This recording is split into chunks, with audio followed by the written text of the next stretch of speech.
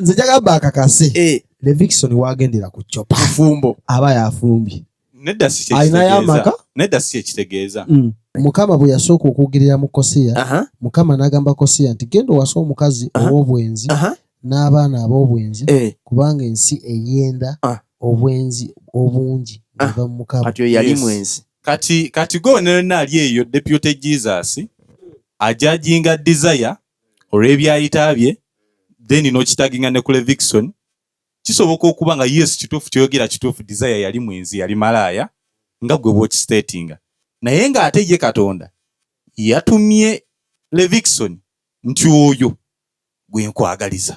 Twebaza mukama nti yasobodde okumulabisaako ku mukolo ogwo kubanchi wabaali tebamukubangako mbaga baali bamukubako embaga Lwasa yamukuba n'abalala era wadde ososa Lwasa kale n'abalala kapiteni biki we bali waliwo ne twatera embunda tobinzijamu so bambi mukama amukyekyo kino okulokoka la mukama bwamuzizza emyaka giri enzige ze zaalya enzige ozimanyi kati enzige zaalya awo zonna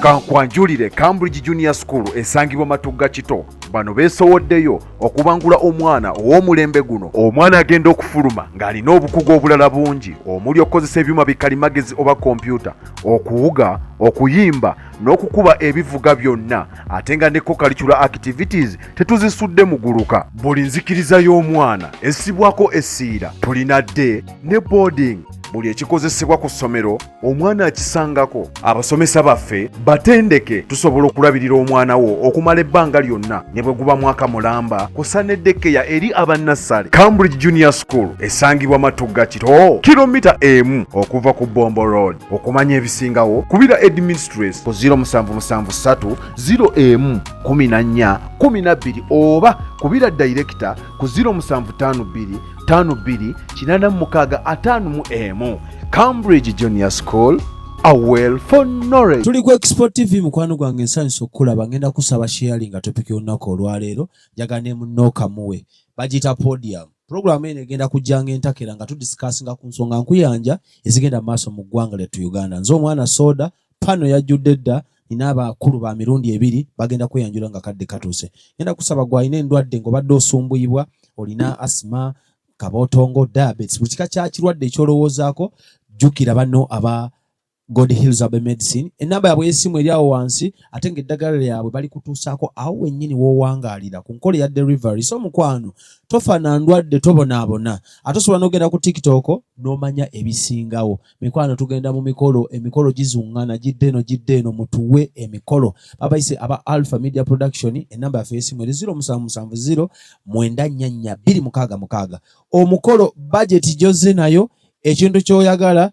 kwe tuteesezza wamma n'ofuna ebifaananyi ebirungi ne video ennungi. Mpozi tulina omupiira basabo ne banya baagala okuyimirira naffe Prayer Power Church kosa ne Export TV tulina omupiira nga tuwuttula nkiddamu nga tukuba Arise Church Sunday esembayo mu guno omwezi gwe tulimu ogw'omunaana then tumale tuba hosting ewaffe ng'ennaku z'omwezi 6 omwezi ogw'omwenda. Ate awo wagenda beerawo ekyenjawulo tugenda beera ne kye bayita worship night kawungeezi paka ssaawa 4 nga tusinza businza. So muyimirire naffe data byakunywa ne transport ate ekirala tugenda kipangisa. So mikwano gyaffe enteekateeka eyo mugiwagire. Omulamwa gwa leero gugenda kuba gw'amaanyi ne bifo nga tetunagenda ngenda saa Musumba Peter Sekitoleko ne kansookera eno sooka otubuuzeeko ssebo sayinza okulaba nange okubasanga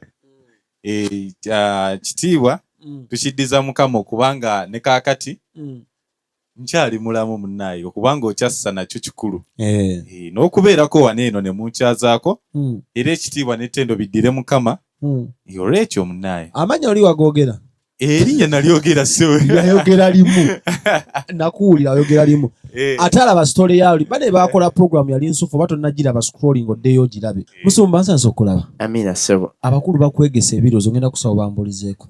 Mukama yeebazibwe mwenna abatulaba ndi musanyufu nti tuzzeeko ate nate mu maaso gammwe tuli ku TV zammwe waliwo abatulabira ngabo bava ku level y'essimu badda ku TV tubeera kuli bwaguuga bwaguuga bampenda kufanya musomba ndi kulaba wano kitibwa kya tubatumireko mwebale nnyo waliwo omukwano gwange ali UK ani ate na bwe tuba mu bika byeri bye twavaamu yenna Lukwago naye kati yalokoka tuli mu kika kya Nvuma alabira ku TV Sister Olivia Netherland alabira ku TV waliwo nani omala mwerabidde naye alabira ku TV bane mwebale nnyo mwebale kwagala expo ye chano yokka tekuli kuwemula tekuli bali bwerere sitwebaza mukama kulwa channel eno kwegaide subscribinga wakabala bo sharinga nabo video zino ze tukola video nungi nnyo mubamu okwiga ate video gyolaba n'omwana wo ng'atavuddeewo nga tewali yesterday so nze musumba Ssekitoleko Peter nsangibwa Lugala Prayer Power Church abasabako naffe ku Sunday mukama abawe omukisa namwe abagoberera byensomesa mubiteeke mu nkola ate mbisabiremu mukama abawe omukisa nsangibwa ku 0756 12 96 98 0756 12 96 98 njagala okubajukiza nti tulinayo akapiira nga 6 ogw'omwenda tugenda kubeera ku Prayer Power Church mutusupporting mugereze enjawulo mutusupporting tuwe ku sente zo ziteeke mu mukama tojja kwejjusa naye obeera obulidde enjiri so bw'oba owulidde ng'oyagala kutusupportinga essimu omukulu kagikusomere omukulu kasome kagisome enamba 0770 eri 0770 944 266 yes ate nno abakulu aba Rise Church abo batandise okututiisatiisa omusumba Roni ne ttiimu yo batandise otusindikira obuvidiyo nga bwe bakuba paasi wali eri bwe bagoba ndowooza okugezaako tutiisatiisa naye tubakakasa anti bajjukize nti kuno si kudduka mbadde nabo olwaleero ne bantegeeza mubeetegekere bagenda leeta ttiimu erabwako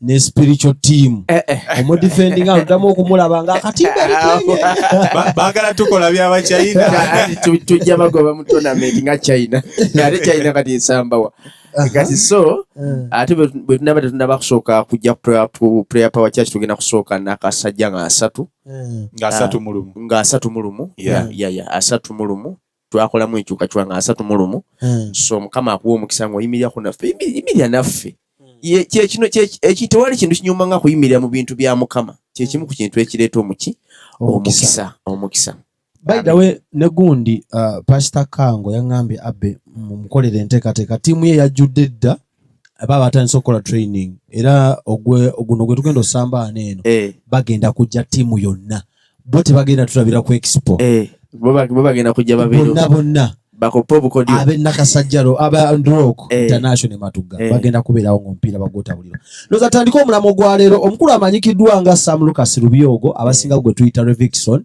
yafumbiddwa mu bufumbo yafumbiddwa yawasiza omusajja awasa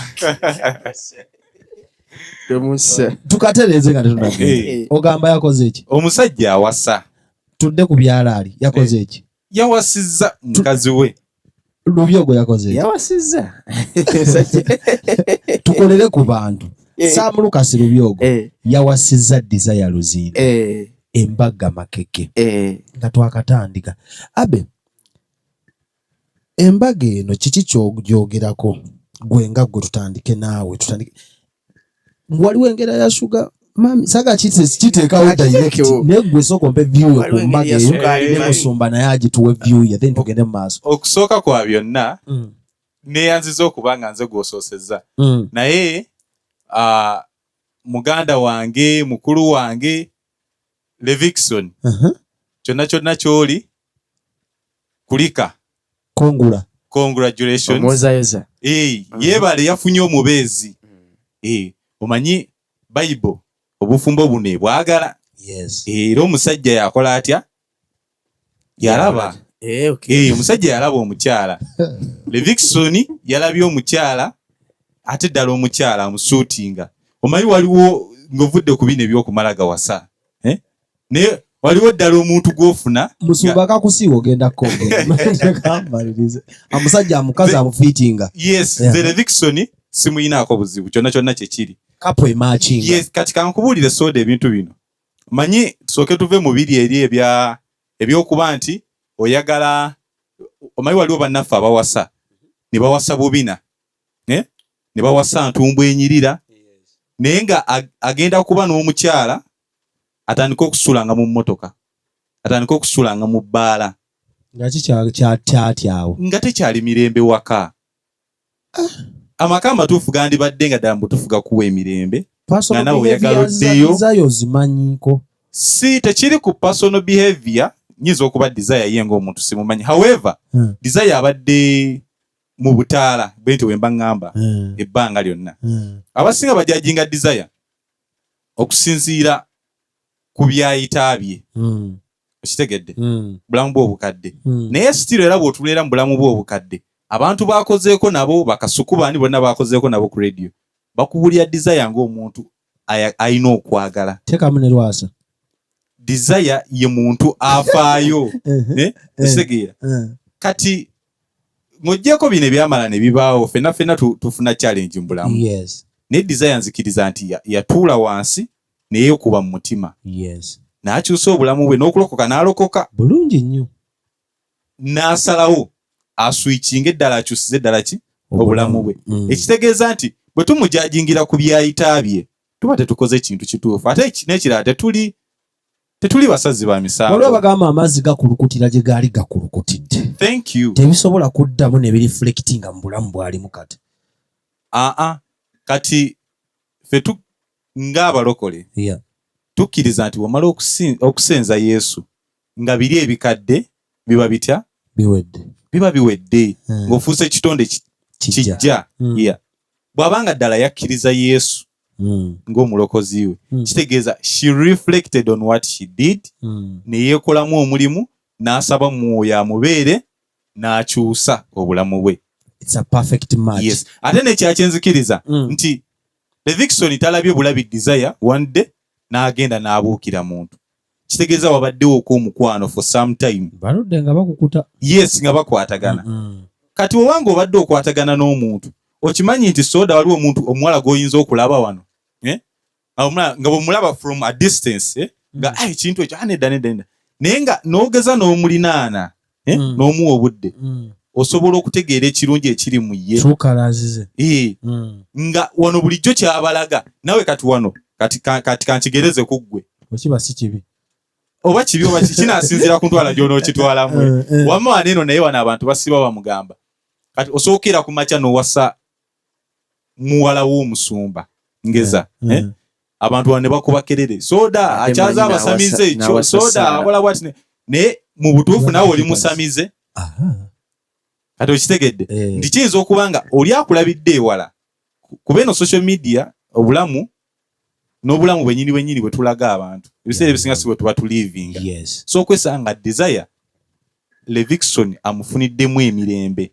eno enamba ndowooza age is just a number kyemasookera ddala okutandikirako musumba bayibuli erina weeyogerera ku ky'emyaka nti omuntu wakusingako emyaka bwe giti tomuwasa tewali tali kusikira abavubuka baffe bonna badduke bafune nedda sisikira abavubuka balala badduke kugenda eyo olw'ensonga kituufu waliyo abavubuka abafumbirwa ekyo I can agree naye bw'otunuulira Levikson ku status gy'aliko si ye muntu nti mbeera ye musisi agenda ewa desire kuba ne desire yennyini amaze ebbanga takyayimba tukkiriza nti bw'abanga yali alina hit then yali alina ssente nnyingi okusinga kati ali mu bya charity alina foundation biki ebyo kati kitegeeza nti oyinza n'okwesanga mu bya ssente oba oli awo nga benkana oba beesingako katono okitegedde kuba ne Levikson yetali bubi ebbanga eriise y'omu ku bayimbi ba gospel abadde baliko era noswategeka wano kivulu kya gospel n'otatwala Levikson era nsobola okukkiriza nti mu bayimbi ba gospel y'omu ku bakyasinza okusasulwa ssente nnyingi tujja kudda. Is it a perfect match? Mukama yeebazibwa batulaba kolera abantu Lwaki omukomekereza? Lwaki ogattako kumukomekereza? Watu wagenze kako side ya Lubyogo. Ono yatuvuddeko ddali timu boy chai. Nze kati nze bwe mali tunde mu aspect. Soko koza yozale fiction olw'okuwasa. Madinga bikufumbirwa. Olw'okuwasa. Mukama yeebazibwe, yeebale ekintu kikwata. Naye waliwo kyesaategedde. Ekiriwa? Abazadde babadde ku mukolo. Taata Biden nalabye taata ng'aleeta desire. Naye simanyi oba ye biological dad we oba si yeye. Abazadde abuuza ba desire, abuuza ba Leviction. Bonna. Wabula. N'omukolo gwadde gwa kukusa. Kukusa. Nze nga nze omu siina kye nsobola konkulu. Ne wa desire yabaddeyo. Aba desire babaddeyo. Nalabye taata ng'amuleeta mu kadaala. Naye engeri gye kiri nti saabaddeyo ku mukolo in person. By the desire baba akyalina abazadde nakyo tukyebaliza Mukama. Tutya. Sebo gwe emyaka gy'okubanga akyalina abazadde emyaka ali mwameka. Omwana yagambye alina emyaka, omwana ye omuwala. Muwala we yagambye alina emyaka 18. Ani? Muwala wa 19. Muwala wa desire. Muwala wa desire alina 19. Kati kubisaamu ng'ebiri. Kakitegeeza maama aba arranging wa 36 kudda waggulu. 36 to 40. Nekito, desire kito. Yes. Ate kati by the way nedda kanjogere ku nsonga. Yogera kale. Bw'obanga oyogera ku kya desire oba ku ky'emyaka naki. Waliwo omuntu nze ndi kumwoza yozama. Kukusa nebitakutuge. Tebijja kuntuga. Nze kankubuulira wano mu Uganda tuyina abakazi be tumanyi. Nga balwanye entalo kubaka ekyo entalo gw'okirese. Kale nga bawangadde. Kale nga weeba nga babaddewo nga tubalabye for some years. Naye nga bw'obatuuzaawo ne ba agement baffe. Nga ba agement bamwe bakalabuse. Nga ba agement baffe be bakulu baabwe kati nga bw'obatunulira bwoti. Abakyala nga Abazari, tunulira nga Irene Namubiru, Irene Ntale. Ojja balaba nga bakyayimiridde ng'enjogera ennaku zino bweri. Juliana omulese lwaki? Naye jajja. N'emyaka naye gye gimu. Ekireza kusaidia Abe emyaka doesn't matter. Emyaka mu bufumbo. Nze nange sikola obufumbo. Kati ekikola obufumbo soda. Si myaka gye gikola obufumbo. Naddala ku side yaffe ey'abasajja. Emirembe. Kikola kye yes. Aba akimanyiko nti emyaka gikula n'emize. Eriyo emize mu myaka. Kansooke nsomese. Ayagala kumuzija kumulaba mu omwami asukunda. Soko malize ng'okonkwa. Mbambi nsoose kumwozayoza nti baba alina abazadde bambi kintu kiki? Kirungi kuba bannange ekyo si kubanga abantu abamu ogenda n'otuuka mu myaka egyo ng'abazadde tebakyakola ki? Tebakyaliwo nekasoda kuseka. Ekyo nakyo tukyebaliza Mukama. Wabula tubasoda n'ebintu by'okwebaza bingi. Ekyo nakyo twebaza ki? All eyes on you.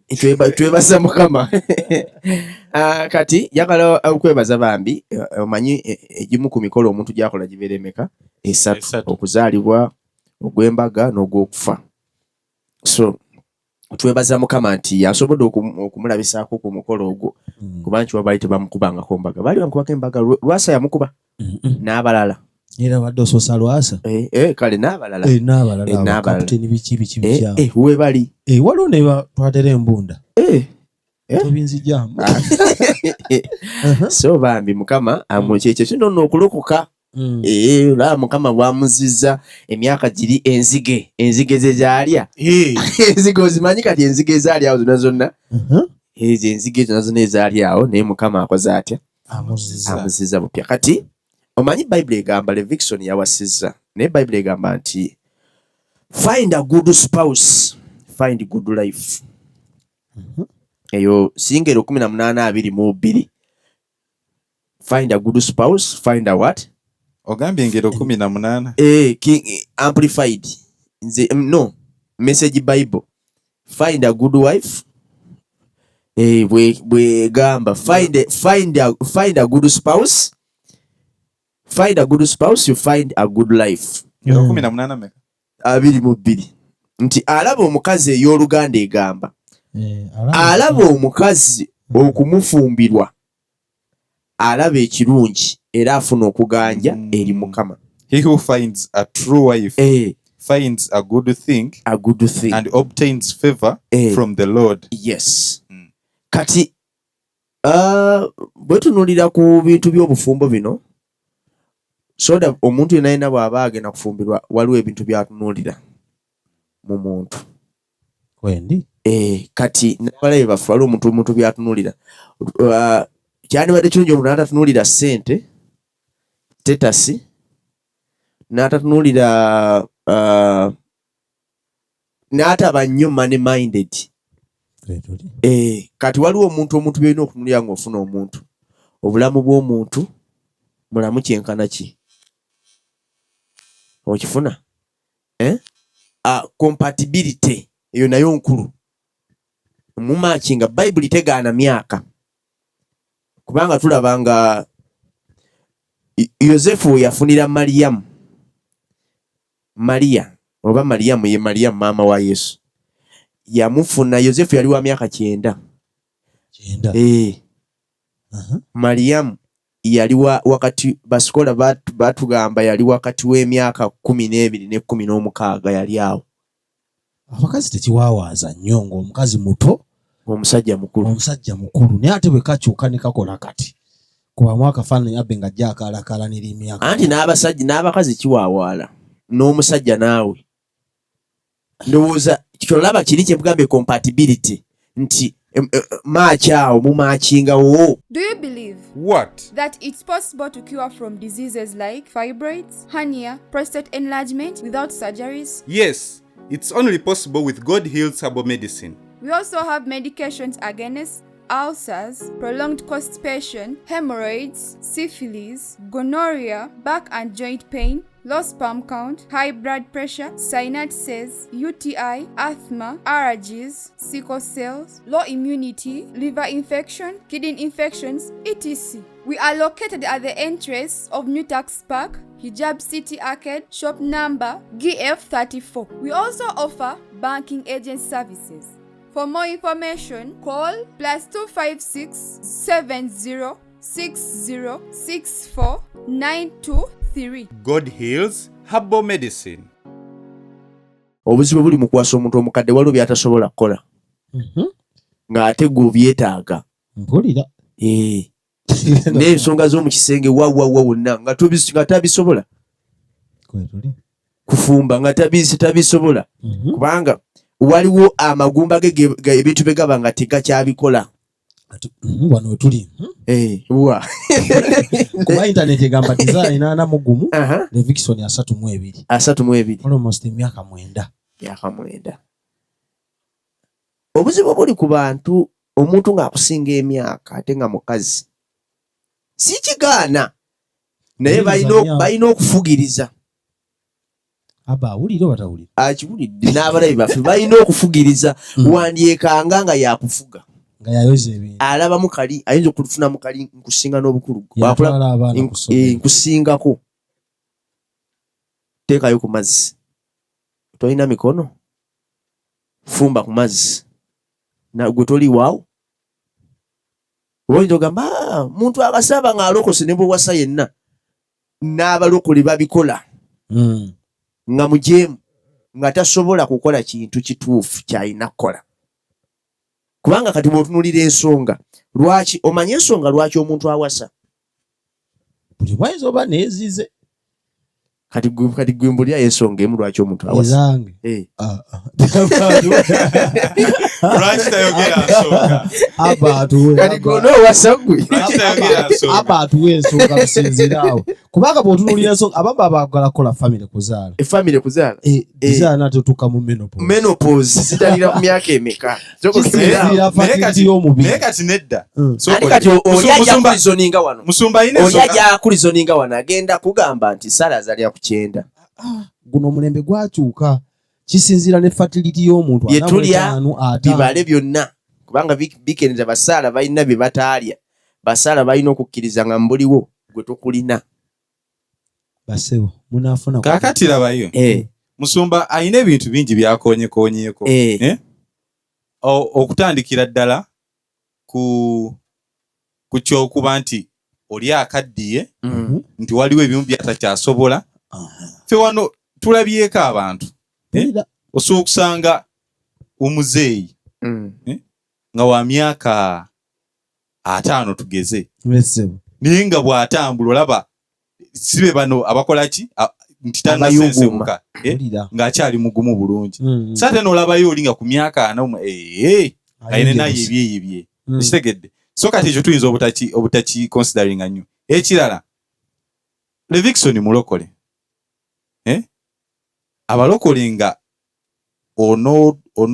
onoofuna omuntu otwala eddaala eryokukola ki ery'okusaba ne weebuuza Katonda ddala ono omuntu wange Brother Abe ekyo sibo songoliddeko Brother Abe tubalire ku percentage y'abalokole nti abalokole 10 balokole bameka ababa nga bagenda ofuna abaagalwa ne babuuza mu kamubuze ekibuuzo kira Abe tutulire ku life ya Levikson yenyu. Let's example no yatandika oyimba secular music Katonda era yamugamba muyimbe.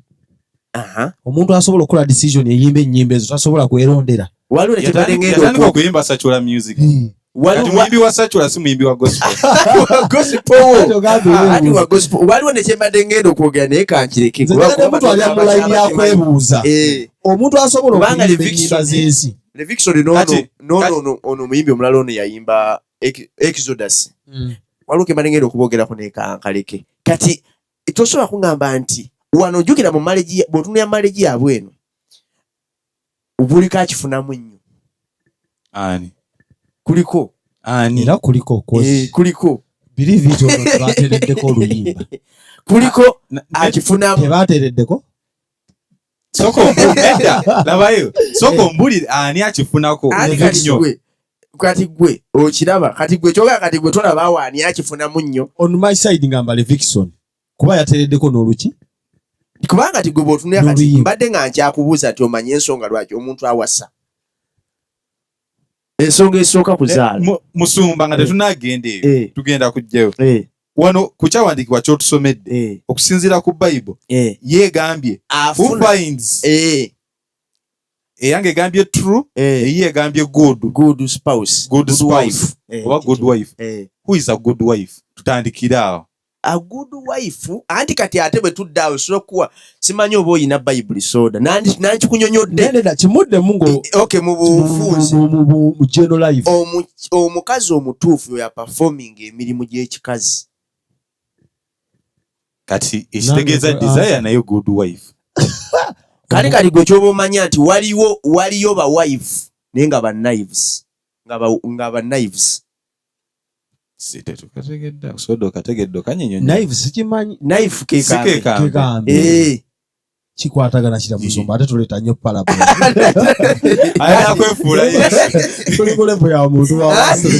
waliwo omukazi gwe kyola kali butowulira nkunga omuntu okuwasa kw'omuntu yentandikwa y'okubonaabona kwe bagirina endowooza eyo abasinga nedde gwe tokiwulirangako wano waliwo omusajja mukazi wali gundi Luzira omukazi yamutomerya ku gate omukazi nti bw'oteegendeza nti omukazi omutuufu yoyo akola obuvunaanyizibwa bw'ekikazi kuba obuvunaanyizibwa yonna bugendere bulimu emitendera era obuperforminga ng'oli mukazi ne nga tonnafumbirwa awo kati kyebayita kubanga nga kwerimbika ku kintu kubanga omukazi akola ki omukazi akola ki yafumbiddwa oba even anatannafumbirwa omukazi yafumbiddwa batanafumbirwa babeera bawala baki nedda tuyinza obutagenda eyo wabula kati ffe katwogere ku mukazi afumbiddwa kale katwogere ku oyo yakola alabe Bayibuli egamba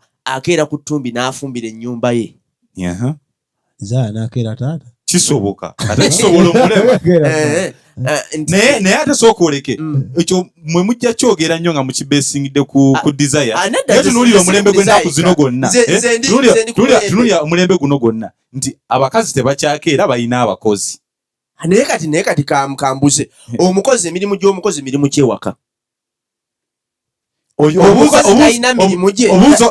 obuuza okusinziira ku nnaku zino nga ensi bwetambula oba obuuza nga kubanga gwe ekituufu bwe kyandibadde mu butuufu bwakyo emirimu gy'omukozi gyandibadde obanga kusiimuula nju obanga olina enju nnene si buli nju nti yeetaaga omukozi agisiimuula tulina kaddabo oluumu ate ng'oleetamu omukozi sente ziriwo olemeddwa okuzimba muli mu muzigo waddabo era osobyemu omukozi egyebali promotinga bwenzi na mize mibi kyandibadde nti waliwo bannaffe abakola nga ekituufu obudde bw'ewaka balina butono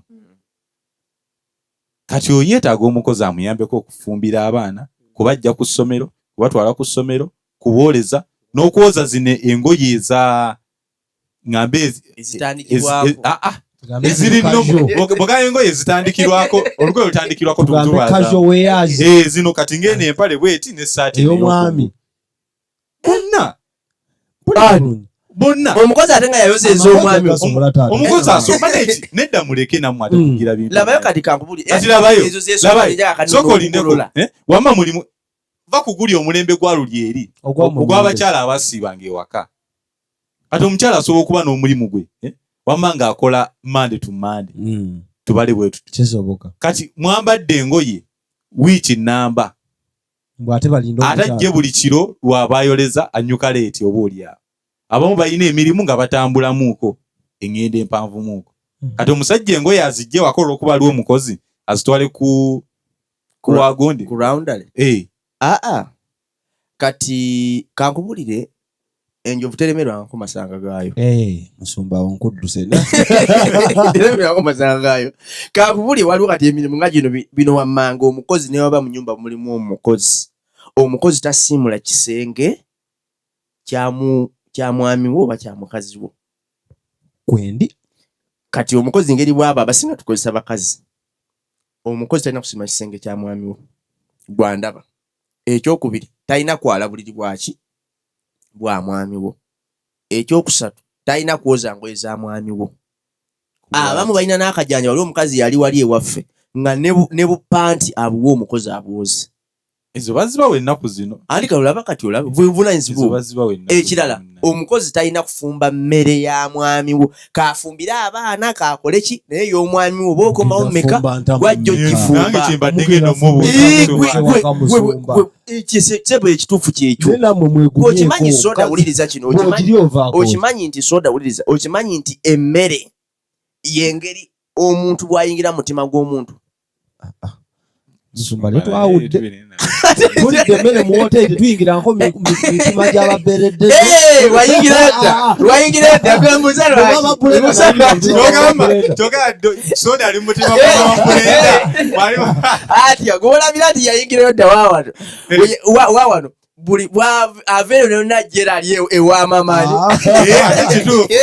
mama bulende tugalawo tumutumiddeko era sasula ezakalaamwogeddeko naye kitegeeza nti nakuyingira ng'olaba yeepakira okuva eri gy'asula najja eno gy'abaasula masanafu era n'alinnya tukome mwonoonyo omulamu tukomewo ekyo tukijje ku bakazi kuba abakazi balina embala ez'enjawulo tutunulire desire nga y'omuntu kuba lwe Vickson gwe yawasizza bw'otunula obulamu bwa desire kati kyetuli kati okutunuulira ekituleese eyo yonna tubadde ku kyamukozi nti emirimu gy'obadde ogamba egimu kati sawa eno abakozi bakola ki bagitekinga over ate n'ekirala tasobola kulemererwa kufumba waka olw'ensonga ebintu ebisinga bigenze digito buli omuntu yeeraliikiranga omuceere ennyinza oguyisaamu amazzi biki baleeta rice cooker mweraliikiriranga emmere biki kati yo gye baabo bayinza obutabeera nnyo muneeno nga bali eri waweeru emmere nebeera nga bajja mu fridge bigenda wali statement yange wegenda otuukirira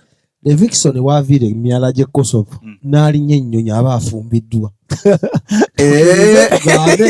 waalinyira ennyonyi oba alinayo butuuze talina waalinyira abba ekkiriza kubanga eri disaasi alinayo amaka okujja ku sayidi yange nagambye muno mulimu akifunamu kubanga soda gwe tuba mu bufumbo kino kyegendereza mu bufumbo bw'oba onowasa omuntu osooka kubala nfuna wa anti nfunya omuntu wano era wano kino wano nga kitunulirwa financial status y'omuntu ng'ofumu omufumbirwa etunulirwa nnyo. Temukyali ku love eki nga mwofu love naye ebaawo naye love era nayo weeri love temala naye love so that true love abawasa abavu tubagobe tugoba mwofu nze jagamba akakase Levikson wagendera ku chopa fumbo aba yafumbye nedda si alina yamaka nedda si ekitegeeza naera soko olindeko nedda labayo ekintu kino eno kyoliko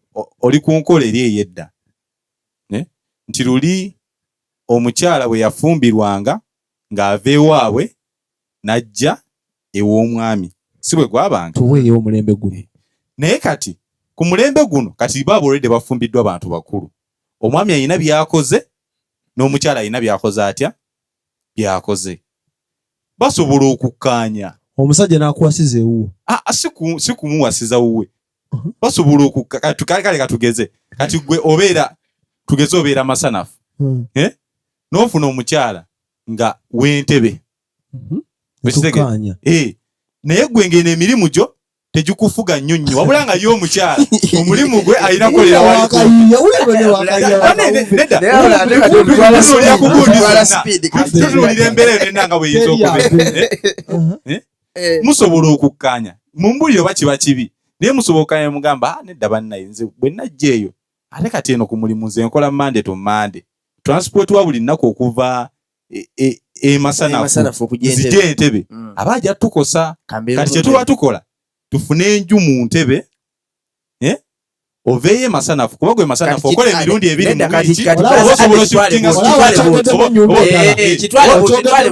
wiki omukazi alina ennyumba eri Ntebbe olikyongeramu ennyumba however kati ekyo kale kati ekyo tukireke bwe tutyo kati musobola stili okubeeranga embeera bwetu nti omukyala si baamuwe waka biki wabula yagula ennyumba ye eri Ntebbe gwe omwami wano w'oli ne mulabanga oli omulimu gw'omukyala gumwetaagisa okubeera nga ye abeera wa Ntebbe however nga ennyumba musobola stilo naye okufiitinga esobola okukola bulungi oba oli awo n'okusinga ku yiyo omwami okitegedde ne mukkanya ne mugamba akati gwe ne yiyo gitunde tugulemu ennimiro faamu Nakaseke tuddemu eno Muzumbabe musabira atusofumbirwa kuba kukanya bannaye nedda ekikola amaka tukiriza tugaane ekikola amaka kuba kukanya Levikson walinyira ennyonyi aba agenze fumba eyo ndowooza yammwe Muzumba what is your take on it era ekyo kituufu kubanga kati bw'otunuuliramu nti kati ate kyenkugambye nti kati muyimbi wuyo yayinza okwagala okufuuka international mukino n'agenda kati kukyukira bwe international ng'ali mu Uganda kirwako nnyo kijagiza mukino watuukira n'agenda naye kinagemu banenze nabalaze ekyensonga yange nembagamba nti mukino mulimu akifunamu kubanga bw'otunula Levikson ku myaka gye ne ttutumu lyalina sigamba nti abakazi iriza yekka gwe yasobola okulaba bwekiri alinayo ne ku baana naye ate bwe muba nga mwogera bwe mutyo mugamba oli yakifunamu lwaki mutunula ku sayidi endala nga desire yafunamu anti buli omu alina waafuna kubanga waliwo abasinga okufuna percentage enki ennene kubanga ebweru eyo mpulira bagamba banankolekitinga nti ate bwebanga oli mufumbo okufuna obutuuze kyangu nnyo kasoba ne certificate kasoba ne marriage certificate kati ate oli yo already alinayo ki obutuuze ng'ofumbiddwa omutuuze weeri naye ati era oli era ye weeri kati bwana lubyogo naye ate ekyo kye mwogerako saawa zino eno abantu abasinga be tulabye abadduse Uganda ne bagenda ebweru eyo oluusi bw'aba nga abadde muyimbi aba atandise okukola ki ng'oba ng'agudde sente tezitajja bulungi ne badduka ne bagenda obufumbo ne bubamira naye Levikson wabadde abadde akyaperforminga bulungi ate akyaperforminga performance baddewo ne music kali ebadde nanti kati nedda Levikson no Levickson si yasse wabula music we yenna wa gospel se abe okimanyi nti musumba jakolola naye gospel music yenina abadde asse okimanyi Levickson aswikinze atya abadde atandise oyimba ennyimba za laavu nga gospel eri agenda ddukayo musumba ennyimba za laavu mbi ng'omulokole okuyimba ku laavu kibi akazindaalo se omusumba ennyimba za laavu n'omwana omukazi kyabwegendereza kubanga wandyekanga kubanga kati gwe booziyimbira anti bwe tuba tuyimba Katonda atunulira agendayo era oyimba naani oyimba naani biki byokola mu video biki byokolera mu video kati ne bano booziweereza kati ffe abaziwulira eno abantu abamu zibakozesa ebintu ebitali biki kyola buli kye tukola tukikola for the glory of God.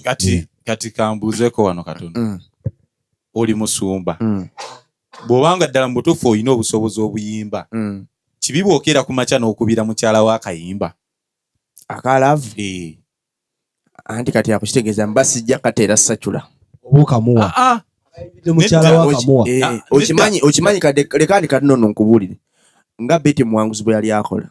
Betty Mwanguzi ennyimba ze yali ng'azeeyimbira ennyimba ze yazitandika azeeyimbira era nga ziba mu mmotoka yewa nga yazeewuliriza yekka naye omuntu omu n'azita ne zigenda wa musacula. Kati bwe mbasazeewo nga nnyimba ka laavu mba nja kayimbira ye kamuwe nga mwenye waka si kafulumya kati bwe bakata anti kati awo yensobi ebeera ekolera oyagala tuka Levickson batakate nidda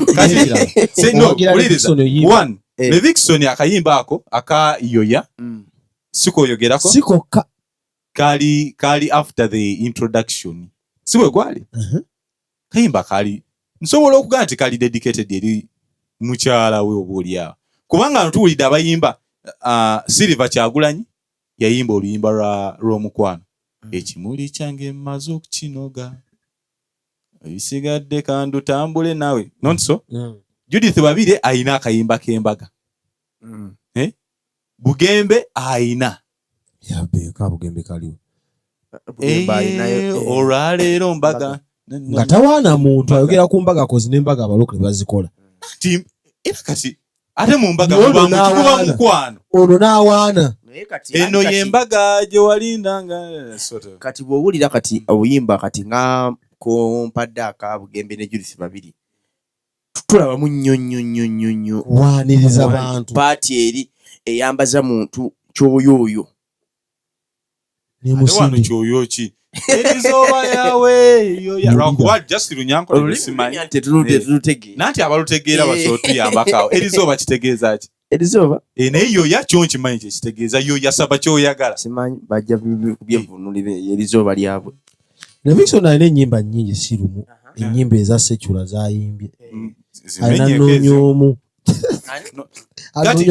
noonyoomu oluyimba lw'oyogerako actually ndowooza lwe luyimba olwasookera ddala okutunda olwa gospel alina ennyimba zino eza laavu nga luyimba kati nze kubanza obwedde oyogera ennyimba za secular zayimbye nga njagala kuwulira ku nnyimba ezo laavu simanyi biki laavu ki lwafuluma mwaka ki alina lwe bayita sugar nayo lwe kuba lunyimbiremu kuba sirumanyi anti weziri ate obutamanya kubanga labayo osooka okungamba nti nno gundi ani Bugembe naye yayonooneka dda nombulira oluyimba lwa gundi yekkani ono omuwala kani simanya mpangira akawala ako nanti wuliriza nze ngambye taito lwati bwowuliriza taito ngambira akawala ako soga Bugembe yaperekangalera bwotussa buntu paka mweyoleva kati otuvuga speed ekitegeeza osupportinga Levickson okuyimba gundi music owalaavu bw'abanga ayimba ku mukwano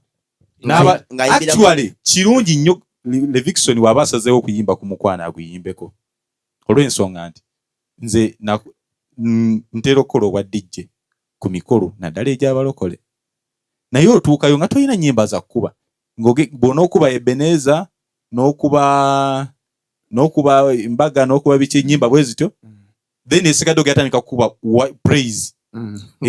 I know who I am, I walk in power. Nga toyina ddala mu butuufu nnyimba za mukwano osobola okuba yoya mu kkanisa olw'okuba muli ku mbaga. Yimba muyimbi wa gospel. Olw'okuba muyimbi wa gospel yaluyimbye. Luyimba ku mukwano. Ate olwa Silver Kyagulanyi tetulukuba. Olwo ekimuli kyange. Naye brand ya Silver Kyagulanyi yali yanjawulo mu ya Remixon. Bonna bayimbi. Bayimbi. The same thing. Bayimbi ne bali mu status ate za njawulo.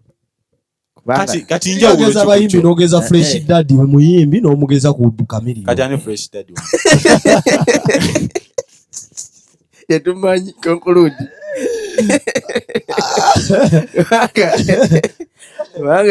Musumba gwagambe it's a perfect, is this a perfect match? Nze sina buzibu ku myaka, sina buzibu ki. Omuntu ina Bible telecommending ku myaka telemesa myaka naye Le Vixen ndowooza balina kye batukweka. Nze ndaba nga akuyitinga music. Balina kye batukweka era tusabire nnyo malegi yaabwe. Nze mu kyonna era nze nkomekereza mbaagaliza bufumbo bulungi. Ate nze kakasa twa nti Le Vixen abadde yagejjagejjamu. Le Vixen muyinza okuddamu okumulaba nga ate munene nnyo ng'agezze nnyo ng'emirembe alina mingi. Brother Abe kyagamba ekiringa ekituufu kubanga Brother Soda abantu abakulu bw'aba yakoowa nga mukulu alwanya entalo akoze eki bw'atuula alina keya y'okulabirira muwala we, ayagala muwala we nga kati ka mwana kati alina otalo ojja awuzaamu aweeko lubyogo. Nedda kati omwana omwana watuuse sawa enna amulekawo. Ekyo nakyo jjukira wamalabayo omwana eri ensi gye balimu y'abazungu bo ku myaka 16 omuntu aba mukulu asalawo era ku 18 omugeni babagatta kufumba obuto. Naye kati nze kyemanyi kale kwera kyo Brother Abba oyinza okumulikomendinga abantu abakulu era bw'oba oyagala laavu ng'omuntu atuule buno obwalawala bubuukabuuka naye omukadde munzika muka tugende ku bakadde.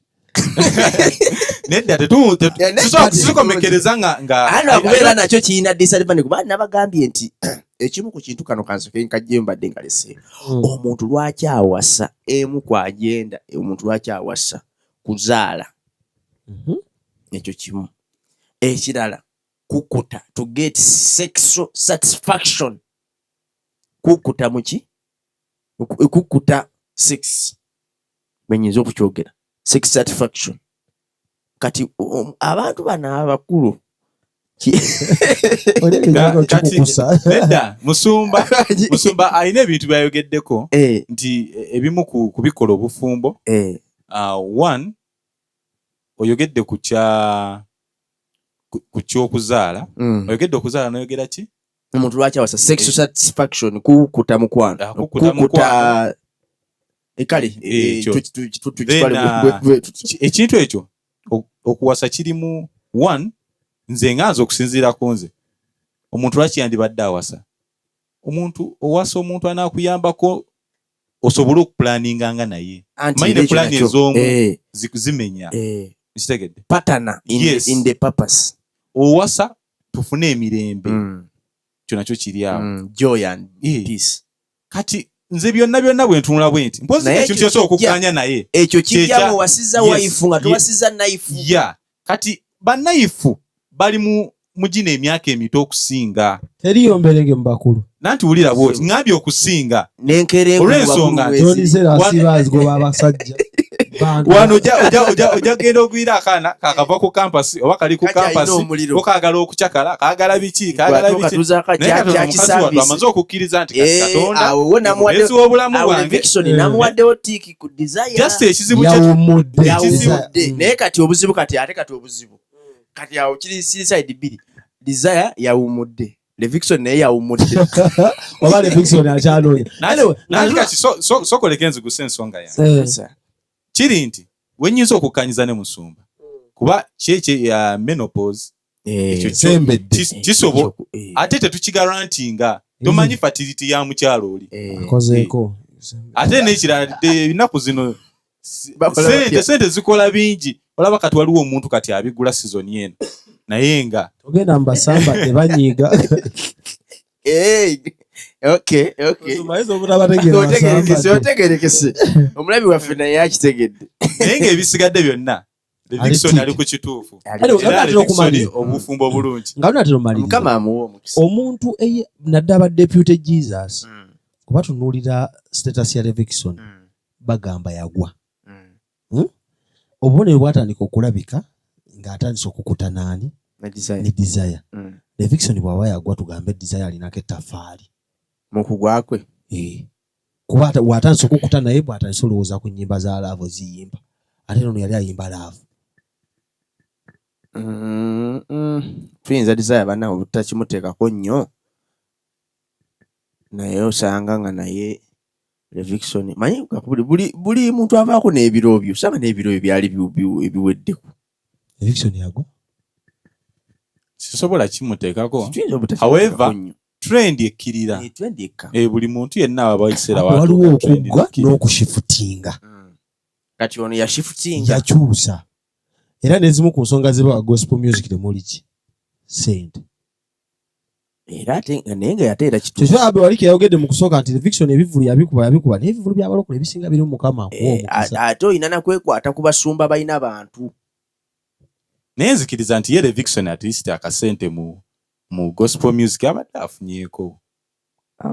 Tukkirize tugaane. Abadde ayina yadda ne muzirofa. Kubanga nekya Levikson gospel we si ono owaba twina. Kunnyika ennyo omwe buziba. Kati Levikson ne mu bbaala obadde osobola omutwala. Kuba ennyimba za Levikson ozikuba mu bbaala abantu ne bazina abadamiivu. So Levikson ateeka okuba akasente akoze atya. So Desire talina effect yonna ku spiritual life ya Levikson. Kisoboka tetulina nzikale nze kaŋŋambe nze siina kyenteekako mukono 10 ku 10. Anything can happen. Kisobola okuba nga Desire oba oli abadde contributing factor naye nze sikimuteekako kubanga n'okugwa kw'omuntu kuba kwa muntu ye nga y'obulokozi bwa muntu atya yeesalirawo. Yes, gw'osalawo nti sitaani kamuwa amatu sitaani kamuleke sijja muwa amatu. So Desire omupuliza ekyo nze kimujjamu kulwange. Tuyinza obutakimuteekako. Ate ensonga y'ekitiibwa kuba naddala omulembe guli emabega abamu bamanyi Desire bwe yakula. Omusumba kiwulika kitya ng'omukazi gw'okukusa ng'oli ku pate aba amumanyi buli yenna. Ensonga y'eki oba wamwerabira gwe kyogamba abaana bazziza obutambi ekibuuzo brother soda buli gwe weegattako naye okyamujjukira. Ekya Desire tekiri bwe kityo. Obutambi buno bwatambula. Obutambi abaana babuzzizza. life nkadde ffenna tulina ebikadde byaffe. Abo otunula otya gw'olina ewaka olaba kati nawe kati ekyomukisa kye tulina naffe wandisanga be tulina ewaka nga balina obutambi naye nga tebwakwatibwa. Okimanyi ekyo naye nga bamaze ne bakateeka wali otya kati ebyabaana ndongamba ekyo sikitunulira nnyo kuba ffenna tulina obutambi. Abamu tulina bwabwenzi bala bwakubba bala bwakutta ffenna tulina obuki bakatambi yalaka akalabako. Nange nakalaba abbe nga gwe nga musumba agamba gwalina mumanyi. Soda mbadde njagala muddamu nakyawandiikibwa lwakuba kikyambuze kikyambuze naye waliwo omuweereza wa Katonda eyawasa malaaya. Ogudi Hosea emu atandikira awo The first time God spoke to Hosea, he said, find a Hosea awuno wano soma asatu. Hosea 3 tandikirawo. Awo Mukama n'aŋŋamba nti genda nate oyagale omukazi ayagalibwa mukwano. Soma asatu. Oyagale olwokusatu gamba. Awo n'agenda n'awasa Gomeri. Emu ssatu agamba bw'ati. Awo n'agenda n'awasa Gomeri muwala wa Dibulayimu n'aba olubuto n'amuzaalira omwana ow'obulenzi. Mukama n'amugamba nti mutuume erinnya lye Yezuleeri kubanga ekyasigaddeyo ekiseera kitono mpalane omusaayi gwa Yezuleeri ku nnyumba ya Yeku era ndikomya obwakabaka bw'ennyumba ya Isirayiri. Kati sooka osome olwokubiri kale abantu bafune ekifaananyi. Mukama bwe yasooka okwogerera mu Koseya, Mukama n'agamba Koseya nti genda owase omukazi ow'obwenzi n'abaana ab'obwenzi kubanga ensi eyenda obwenzi obungi buva mu Mukama. Kati oyo yali mwenzi. Kati guvernor ali eyo Deputy Jesus ajajinga Desire olw'ebyayita bye then n'okitaginga ne ku Levickson. Kisoboka okuba nga yes kituufu kyogera kituufu Desire yali mwenzi yali malaya nga gwe bw'okistatinga.